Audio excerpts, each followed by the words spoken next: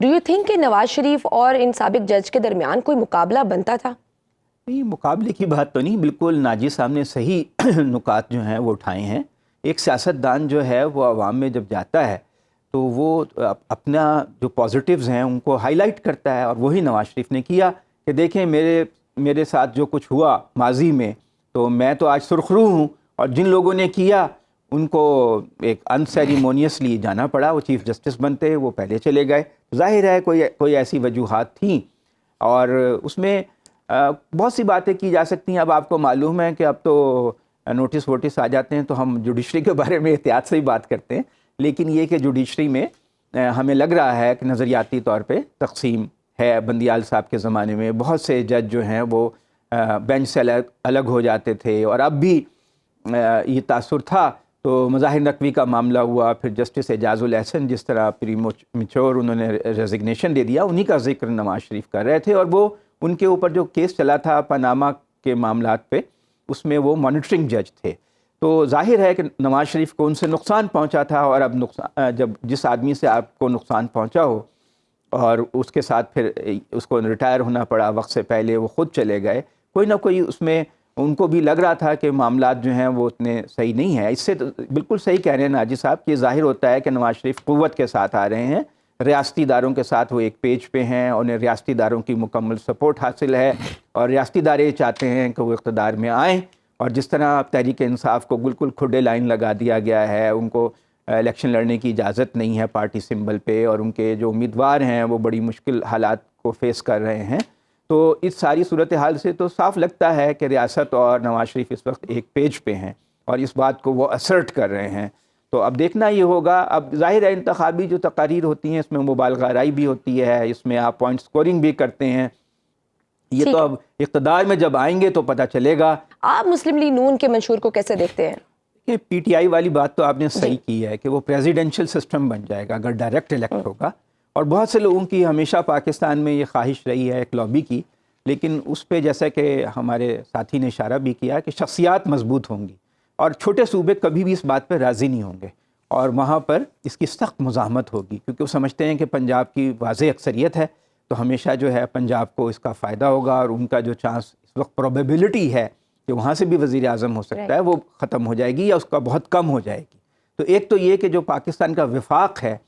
4 وفاقی اکائیاں ہیں، ان کا اس پہ متفق ہونا ممکن نظر نہیں آتا، اور یہ پریکٹیکل نہیں ہے۔ دوسری یہ کہ جو اصل بات ضرورت ہے اس وقت پاکستان میں وہ یہ ہے کہ اختیارات کی تقسیم نچلی سطح پہ ہو، یعنی جو ضلعی حکومتیں ہیں، یونین کونسلز ہیں، تحصیل کونسلز ہیں، ان کو اختیارات دیے جائیں، ان کو پاورفل بنایا جائے، اور ان کو آئینی گارنٹیز دی جائیں۔ یہ نہیں کہ جو حکومت آتی ہے ان کو چھٹی کرا دیتی ہے، پھر سسپینڈ رکھتی ہے، پھر لا چینج کر دیتی ہے، بلکہ آئین میں واضح طور پہ ان کے اختیارات ہوں، آئینی گارنٹیز ہوں، اور ان کا تسلسل ہو، تاکہ لوگوں کے مسائل لوکل سطح پہ حل ہوں۔ چھوٹے چھوٹے مسائل کے لیے ایک آدمی دور دراز راجن پور سے لاہور آنا ہی اس کے لیے ناممکن ہے، اور جو بڑے مسئلے ہیں آپ دیکھیے کہ پاکستان میں جو تازہ ترین فگرز آئے ہیں کہ 2.60 کروڑ بچے اسکولوں سے باہر ہیں جنہیں اسکولوں میں ہونا چاہیے تھا، تعلیم سے محروم ہیں۔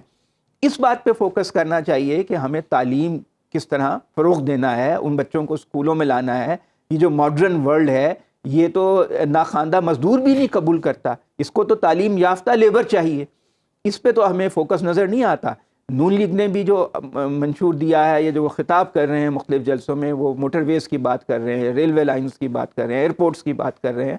لیکن جو اصل بات ہے کہ ہمیں اس وقت تعلیم کے اوپر فوکس کرنے کی ضرورت ہے، فنی تعلیم کے ادارے بنانے کی ضرورت ہے تاکہ لوگوں کو روزگار ملے۔ چنو نئی سوچ کو، پاکستان کو نواز دو، یا شاندار پاکستان، شاندار مستقبل اور خراب ماضی سے چھٹکارا، تینوں سیاسی جماعتوں کے ان سلوگنز کو آپ کیسے دیکھتے ہیں؟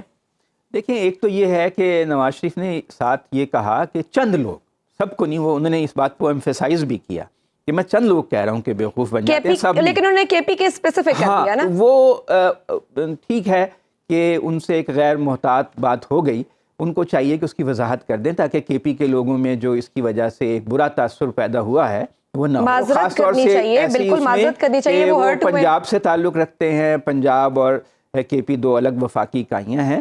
تو اگر ان سے ایک غیر محتاط بات ہو گئی ہے تو اس کی وضاحت کر دیں تاکہ وہاں پہ لوگوں کے ذہن سے یہ بات اتر جائے۔ یہ بتائیے کہ کہ متبادل ہو سکتا ہے تیر پر تھپا لگا میں شیر کو روکوں گا؟ ڈو یو تھنک کہ وہ ریپلیس کر نہیں، سکتے میرا خیال ہے بلاول کبھی بھی نواز شریف کا متبادل نہیں ہو سکتے، اور جب تک عمران خان زندہ ہیں یہ ان کا متبادل پی ٹی نہیں آئی ہو کے سکتے، متبادل؟ جی، اور پی ٹی آئی کے یا بانی پی ٹی آئی کا متبادل نہیں ہو سکتے۔ تو میرا نہیں خیال کہ پنجاب کی جو مڈل کلاس ہے، پنجاب میں مڈل کلاس بہت گرو کر چکی ہے، وہ سندھ کے ایک جاگیرداری پس منظر سے تعلق رکھنے والے ٹھیک ہے، پیپلز پارٹی ڈیمو بدل نہیں ہو سکتی۔ عدنان عادل صاحب، میں آپ سے جاننا چاہوں گی Pakistan Iran gas pipeline کا مستقبل آپ کیا دیکھ رہے ہیں؟ دیکھیں، پاکستان جو ہے وہ اپنی طرف پائپ لائن اگر بچھا لے تو پاکستان میں تو ایک فلڈ آ جائے گا گیس کا، یعنی ہمارے اس وقت تو بہت شارٹیج ہے، جتنی ہماری گیس کی پروڈکشن ہے وہ اتنی کم ہو چکی ہے کہ 1/3 ہم اپنی ضرورت پوری کر سکتے ہیں، تو ہم تو بہت ڈپینڈنٹ ہیں باہر سے امپورٹڈ گیس پہ، اور ایل این جی جو ہے دگنی تگنی مہنگی ہوتی ہے پائپ لائن سے، کیونکہ وہ پہلے فریز کی جاتی ہے، پھر ہیٹ کی جاتی ہے، اس کی ٹرانسپورٹیشن پہ خرچہ آتا ہے۔ پائپ لائن کی گیس بہت سستی ہے، تو اگر ہم یہ بچھا لیں، اور دوسرے ممالک ان سے چیزیں خرید رہے ہیں، یعنی ایران سے عراق بھی خرید رہا ہے، ترکی بھی خرید رہا ہے، ہم بھی خرید سکتے ہیں، امریکن جو سینکشنز ان پہ ہیں ان کو بائی پاس بھی کیا جا سکتا ہے، لیکن اس کے لیے پولیٹیکل ول کی ضرورت ہوگی۔ کیا ہم بہت زیادہ ڈیپینڈنٹ ہیں امریکن سپورٹ پہ، ویسٹرن سپورٹ پہ؟ تو ہمارے لیے ذرا مشکل ہے، تو ایک اس میں یہی رکاوٹ ہے، اور تو کوئی رکاوٹ